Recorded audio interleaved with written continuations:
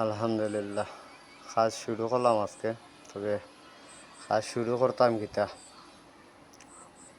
আমরা যারা ওয়ার্কশপের কাজ করি বা বিভিন্ন সেক্টরে যারা কাজ করি, ইলেকট্রিকের বেশিরভাগ কারেন্টের প্রয়োজন। তারা তো কাজ করতো কিতা কারেন্টের কারণে, কারেন্ট তখন আর যায় না, কারেন্ট আইয়া মাঝে মাঝে দেখা কইরা যায়। তো এটা ফ্লাইওভার ওভারব্রিজের কাজ করতাম, গাটারগুলা বানাইয়ার পিঞ্জিরা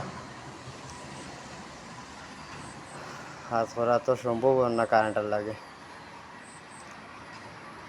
সকাল থেকে ফোন তো মারতো 1 ঘন্টা কারেন্ট পাইছি সকালটায়।